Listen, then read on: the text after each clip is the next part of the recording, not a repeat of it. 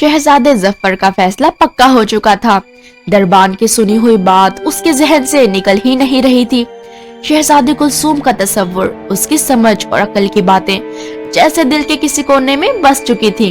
शहजादे ने सुबह होते ही अपने सिपाहियों को बुलवाया। घोड़े तैयार किए जाएं, मुझे शहजादी कुलसूम के महल जाना है। महल के सहन में शानदार घोड़े सजाए गए।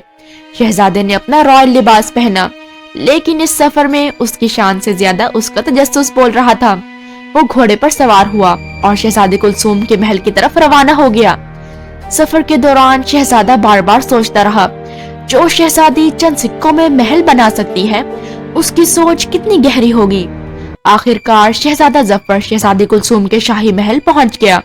महल बुलंद था मगर साफ और पुरसुकून, हर चीज अपनी जगह पर, ना कोई बेजा शोर, ना बेकार नुमाइश। दरबार में बादशाह अपने तख्त पर बैठे थे। जैसे ही शहजादा जफर अंदर आया, बादशाह की आंखों में खुशी चमक उठी। बादशाह खड़े हो गए और बोले, शहजादे जफर, तुम्हारी बहादुरी और इंसाफ के किस्से हम पहले से जानते हैं। शहजादा अदब से झुक गया।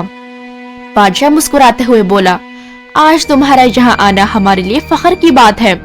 बादशाह ने इशारा किया और कहा, मैं तुम्हें अपनी बेटियों से मिलवाता हूँ। पहले बड़ी शहजादी आई, शानदार लिबास और पुरवकार अंदाज।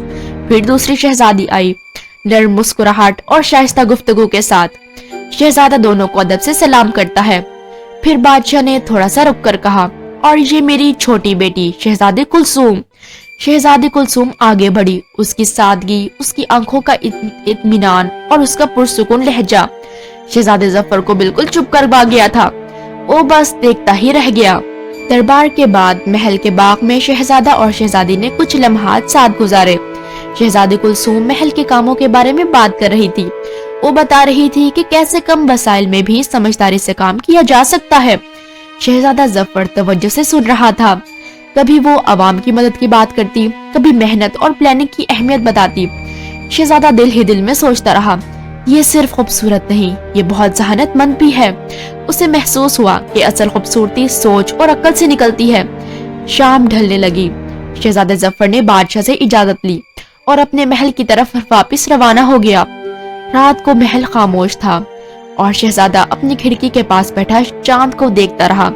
उसके जहन में सिर्फ एक ही ख्याल घूम रहा था, ब्यूटी विद ब्रेन, यही असल खूबी होती है।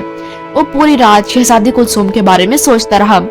आखिर उसने खुद से कहा, मैं बादशाह से शहजादी कुलसूम का हाथ मांगूंगा। अगली सुबह पूरी तैयारी के साथ शहजादा जफर फिर से उसी महल पहुंचा। दरबार सज चुका था।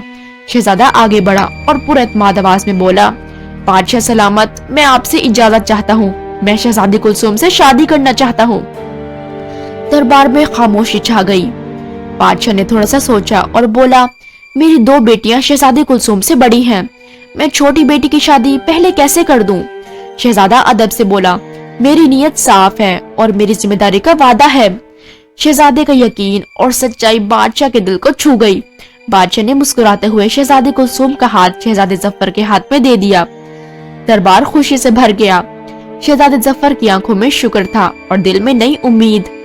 आगे की कहानी जानने के लिए हमारे चैनल को लाइक, शेयर और सब्सक्राइब करें।